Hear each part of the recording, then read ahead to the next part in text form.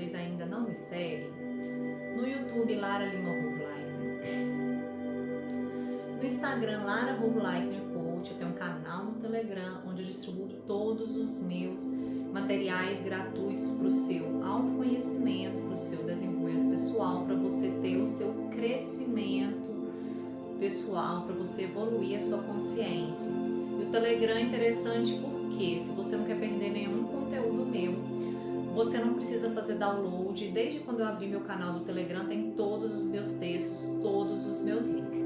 Bom, pessoal, vamos ao nosso tema agora. Questão da ansiedade. Todo mundo já teve essa sensação de que algo ruim pode acontecer. Muitas vezes acompanhado por uma batedeira no peito, ou suor, um embrulho de estômago. A ansiedade, pessoal, ela tem sintomas similares ao medo.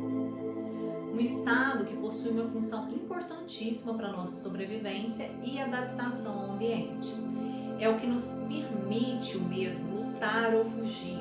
Por exemplo, diante de uma situação de alguém que não respeita uma lei, ou um motorista, né, que não viu ficar no sinal vermelho, né, além de motivos concretos para se preocupar, como assaltos, trânsito caótico, desemprego, doenças. Cada indivíduo tem suas ameaças pessoais, os seus medos, as suas encanações, né?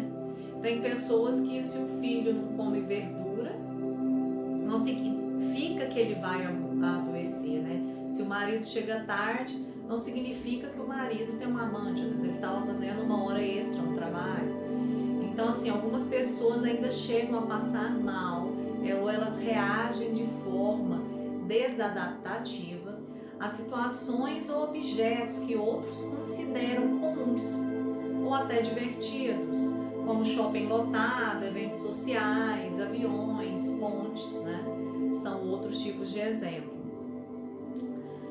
Quando a reação é muito intensa, que nos impede de nos proteger, de lutar de forma eficaz, é desproporcional ao estímulo ou torna-se crônica, há enorme sofrimento e perdas.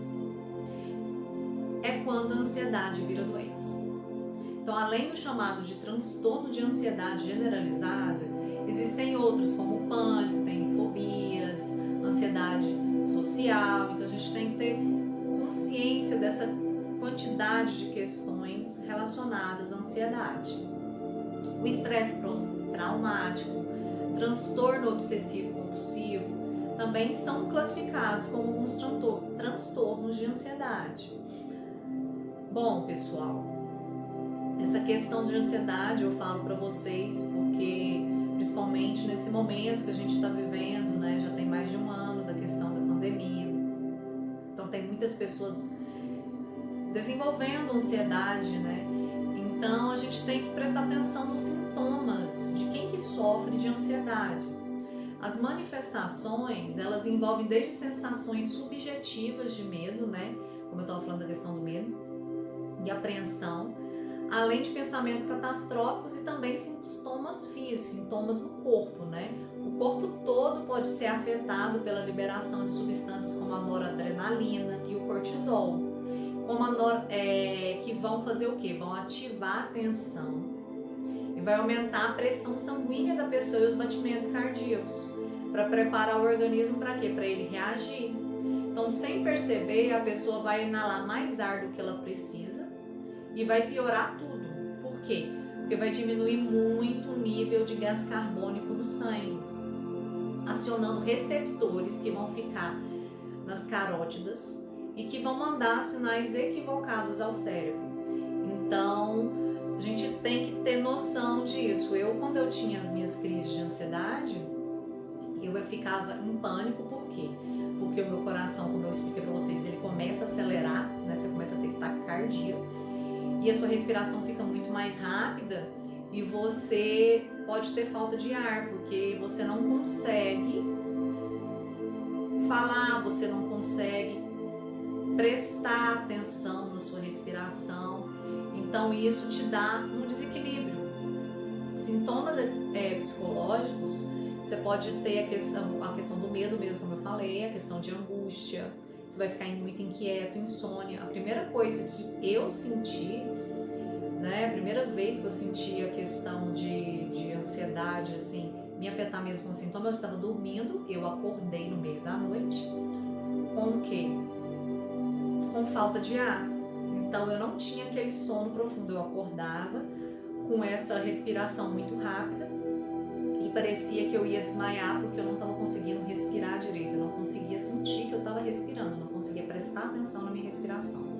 E aquilo gerava um desequilíbrio muito grande em mim. Você vai ter uma dificuldade de concentração, né? Porque a gente concentra, a gente tem foco quando a gente consegue estar respirando naturalmente, né? Tudo tem a ver com a questão da respiração. Por isso que a meditação é tão importante, a meditação silenciosa, de você estar observando a sua respiração e não prestar atenção nos seus pensamentos, nos seus sentimentos, nas suas emoções, né? Isso te gera uma incapacidade de relaxar a ansiedade, né? A sensação que você está no limite, preocupações com desgraças futuras, você vai ter pensamentos catastróficos, de ruína, de adoecimento. Se for questão de sintomas físicos, para você estar se observando, você vai ter sudorese, né? Você pode desenvolver a questão de estar transpirando muito, né? A questão de falta de ar, como eu falei que eu tive. A questão da boca seca, eu sentia a minha garganta ficar seca. E isso me dava, era o que? Era porque como eu estava respirando muito rápido, a saliva ela não estava no seu fluxo natural, então ela não descia, então eu achava que eu não estava respirando e eu não conseguia prestar atenção na respiração, eu entrava em pânico. Formigamento, pessoal, eu tinha muito formigamento na boca, minha boca adormecia e eu não conseguia, era como se ela estivesse enrijecendo com esse formigamento. Era uma sensação muito estranha. Tem pessoas que podem sentir náuseas, né, aquela questão de borboleta no estômago, ondas de calor, tremores. Eu, dependendo da situação, eu começava a queixar, eu começava a tremer. Uma tensão muscular, a dor no peito, né, igual eu te falei, você tem a questão da arritmia, aquela dor no peito, aquela angústia. O coração acelerado, que eu falei que é ataque cardíaco, a sensação de desmaio, mas não necessariamente você vai desmaiar. Eu, por exemplo, eu nunca desmaiei. Eu só achava que ia desmaiar, mas não desmaiava, né? A tontura, porque você não está respirando direito, então vai faltar oxigênio no cérebro, você vai ter essa questão da tontura. E tem muitas pessoas que podem ter a questão até de diarreia, né? Você tá por causa dessa questão da ansiedade. A ansiedade, ela pode se generalizar.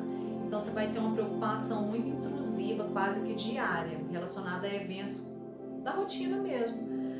E a ansiedade pode se desenvolver em crianças também, que pode estar relacionada à performance na escola, medo de terremotos, dependendo se for um lugar que tem terremoto, vamos dar exemplo de fantasma, de espírito, né? Fica vendo muito filme de terror, questão de se preocupar com umas tarefinhas do colégio, né? Questão de doenças.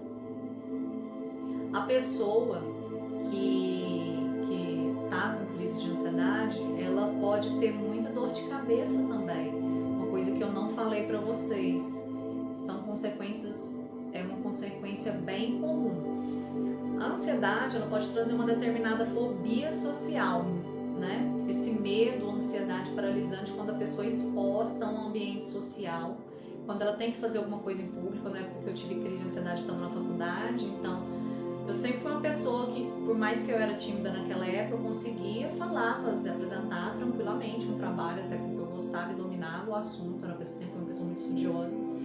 Mas eu comecei a travar, eu não conseguia falar. Então, isso foi uma questão que eu não, quando tinha muitas pessoas olhando pra mim, eu travava e vinha aquela crise, aquele ataque cardíaco, o coração acelerando, parecia que eu ia desmaiar. Então você tem que prestar muita atenção que isso é um dos sintomas mais frequentes. Essa fobia, ela pode ser específica com medo irracional, exagerado de determinado objeto, de algum ser, de algum personagem, como aranha, barata, algum objeto como agulha, faca, ou de situações, né, de lugares muito altos. Eu mesma eu tenho uma fobia com questão de altura, ou de avião, ou então de multidão. Igual eu falei, quando tinha muita gente, pessoa olhando pra mim, eu entrava em pânico, eu começava, eu não conseguia falar. E o paciente, a pessoa às vezes pode ficar evitando foto ou alguma criança, tudo que for gerar esse gatilho mental, a pessoa vai começar a evitar. A pessoa, ela vai experimentar alguns tipos de pânicos, né, igual eu falei, alguns períodos, né, de retorno à rotina, à normalidade, mas de repente, sem motivo aparente, a pessoa tem uma crise de alguns minutos. Eu, por exemplo, eu tava super de boa, do nada minha garganta secava, começava a ataque cardíaco, eu começava a não conseguir prestar atenção na minha respiração e eu ficava sentindo tontura e parecia que eu ia desmaiar e o mundo ia desmoronar ao meu redor, né? Então, a gente tem que prestar atenção que isso são a questão dos ataques de pânico, né? Das crises de pânico que a pessoa enfrenta. Tem a questão da agorafobia, que caracteriza-se por um medo de aglomerações, né? Como eu falei, ou de situações onde conseguir o socorro, você conseguir uma ajuda de outra pessoa seria muito difícil. Por exemplo, tem pessoas que têm fobia com túneis, elevadores, um show lotado, tudo onde a pessoa vai ficar enclausurada. E ela pode restringir a sua vida para evitar esses tipos de situações que despertam esse tipo de medo. Uma frequência que termina com a crise de pânico. Nós temos a questão do transtorno obsessivo compulsivo, uma doença do qual estão presentes primordialmente dois sintomas: pensamentos intrusivos e os rituais para amenizá-los, que podem ser rituais de limpeza, de lavar a mão o tempo todo, ou de organização, de ficar arrumando quadros, de não pisar em linhas. Então a gente tem que observar esses toques, verificar, checar se trancou a porta várias vezes, repetir palavras, ou então fazer contas mentalmente, para citar apenas alguns exemplos. Se a pessoa não faz aquilo, ela sente que algo de muito ruim pode estar acontecendo. Nós temos a questão também daqueles transtornos de estresse pós-traumático, né, que vai se desenvolver após alguma experiência de trauma, algum fato, como um assalto, uma guerra, algum acidente de carro, um sequestro, em que a vida da pessoa ou outra ficou ameaçada. Então, mesmo depois de dias, de meses, de anos, a pessoa vai reviver através de um gatilho mental, como se estivesse de novo no momento original. Então, geralmente, essa crise tem um fator desencadeante que remete à pessoa àquela situação original de estresse. Então, nós temos aquela pergunta que muita gente pergunta, gente, se crise de ansiedade e de pânico são a mesma coisa. Elas são praticamente sinônimos e se referem a sintomas agudos como taquicardia, que eu falei, suor, falta de ar, formigamento, medo de perder o controle. Eu, por exemplo, era muito medo de perder o controle da respiração, né? Que achava que eu ia desmaiar e eu ia morrer de falta de ar. E o transtorno de pânico é uma doença com característica específica. Os ataques de pânico, eles precisam ocorrer pelo menos um mês ou recorrente inesperados. Há preocupações persistentes de novos ataques ou aquilo que possa estar causando esses ataques, esses comportamentos. Então a gente tem que prestar muita atenção nesses gatilhos mentais, né, que vão gerando esses ataques de pânicos novamente. Então, pessoal, nós temos os fatores de risco, né? Os transtornos de ansiedade, eles envolvem sempre uma predisposição biológica, psicológica e a exposição a fatores estressores. Assim, os indivíduos de famílias ansiosas, eles têm a maior chance de desenvolver os transtornos, porque igual eu falo, né, tudo que os nossos pais superaram, geralmente a gente não precisa superar. Então, se é uma coisa que é existente na família com muita frequência, possivelmente a pessoa pode estar desenvolvendo isso. Então, a pessoa sempre tem que estar se auto-observando, né? E a prevalência também vai ser maior em determinados grupos, como geralmente bancários, né, alunos de doutorado, profissionais que trabalham em emergências, né? São exemplos de pessoas que têm mais propulsão a desenvolver essa ansiedade, né? A gente fala que a internet também tem uma parcela de culpa, porque antigamente só sofria de ataques aqueles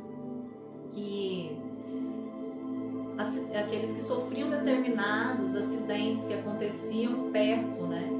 Então hoje você pode sofrer qualquer tipo de ato de violência cometido em qualquer região do mundo, né? Isso tudo pela questão da internet, de todo mundo estar 24 horas praticamente em torno de redes sociais. Então não é só pessoalmente que isso acontece mais, né, pessoal? Então a gente tem que estar tomando esse autocuidado. A relação com depressão, substâncias. Eu mesmo, quando eu tive a questão da crise de ansiedade, foi juntamente com a crise de depressão, né? Então a depressão ela pode surgir como consequência de longos períodos de ansiedade. Então a depressão pode se desenvolver por causa da ansiedade, foi meu caso. E também pode surgir isso por causa de abuso de álcool e de drogas, inclusive de uma substância que são os benzodiazepínicos. A bebida, ela pode até estar aliviando os sintomas, mas com o tempo vai ser necessário a pessoa aumentar a dose para ter o mesmo efeito. E a abstinência vai gerar uma crise de ansiedade maior ainda. O mesmo vai acontecer por falta de cigarros, sedativos, quando são usados sem orientação inadequada. Drogas como maconha e a cocaína também pode provocar muitos quadros de ansiedade que vão parecer crises de pânico. E quem que é ansioso por natureza, Lara? Bom, nós temos traços como esquiva ou mesmo busca por novidades ou dependência de gratificação podem sim fazer parte da personalidade de uma pessoa, né? Então, assim, algumas variações extremas de laços, de traços componentes de personalidade podem fazer o indivíduo sofrer. Ou sofrer as pessoas que o cercam. Então nós temos aí transtornos de personalidade. Alguns deles vão guardar semelhanças com quadros de ansiedade. Entretanto, são tão graves quanto um transtorno, né, de ansioso. Alguns exemplos são transtornos de personalidade obsessiva compulsiva, com pessoas muito rígidas, perfeccionistas, organizadas ao extremo, mas são diferentes de pessoas que sofrem toques, né? Eu tinha muito essa questão, que eu era uma pessoa muito rígida, muito perfeccionista e muito organizada. Então isso foi algumas coisas de personalidade minha, antigamente, né, de obsessivo compulsivo. Então assim como uma pessoa pode sofrer um trauma, por isso desenvolver uma crise de ansiedade, né? Mas isso a pessoa também pode estar se autotransformando, se auto-observando. É por isso que é muito importante, pessoal, a gente buscar tratamentos. O diagnóstico da ansiedade ele é clínico, ou seja, ele é baseado em análise dos sintomas. Não há exames que vai confirmar o transtorno. Eu lembro que na época eu fui no neurologista, fiz vários exames para ver se tinha um déficit, né? algum problema comigo neurologicamente, né? Mas não havia nenhum. Então, como muitos pacientes têm sintomas físicos, como taquicardia, como eu tive falta de ar, o médico pode solucionar, né? Ele pode pedir para você alguns testes para descartar outros tipos de doença, como foi no meu caso. E tem certas doenças, como o hipertireoidismo ou o uso de certos medicamentos que podem estar trazendo essa ansiedade para a pessoa, né? Você pode buscar um psiquiatra, porque muitas vezes é necessário você tomar remédio. Na época eu fiz com um neurologista, porque na época o psiquiatra era muito inacessível, era só particular, o meu orçamento da minha família não era possível. Mas hoje em dia os psiquiatras são bem acessíveis, então eu falo para você procurar um psiquiatra, para você fazer todos os seus exames, para você ver se é necessário você estar tomando medicamento, ser acompanhado por um psiquiatra. Tem psicólogos, terapeutas, né? Nós temos vários tipos de ferramentas que nós podemos utilizar nas terapias holísticas para poder estar te ajudando com essa questão das crises de ansiedade. Eu mesmo, pessoal, eu fiz na época só tratamento com remédios, mas eu falei já para vocês em outros vídeos que eu comecei a me observar que quando eu ficava quietinha, né, e e eu prestava atenção na minha respiração, puxava o ar, fazia umas respirações profundas, eu via que eu voltava. A minha taquicardia sumia, meu coração desacelerava, a minha respiração também, e eu conseguia ter o equilíbrio apenas através da meditação silenciosa, né? Não a meditação guiada, que muitas pessoas, que ajuda também as pessoas, mas a minha era só questão de não prestar atenção nos pensamentos, não prestar atenção no que eu estava sentindo, e sim com o foco apenas direcionado com a minha respiração. Eu puxava o ar, em pelo menos 4 segundos, segurava e voltava a soltar ele devagarzinho pelo nariz. Eu fazia isso várias vezes, pessoal, várias vezes, até eu conseguir voltar para mim e ter o meu equilíbrio e conseguir desenvolver a minha rotina do dia a dia. Bom, pessoal, hoje eu quis trazer várias informações para vocês sobre a questão da ansiedade, porque eu sei o quanto ela pode atrapalhar a nossa vida, que eu fiquei praticamente 1 ano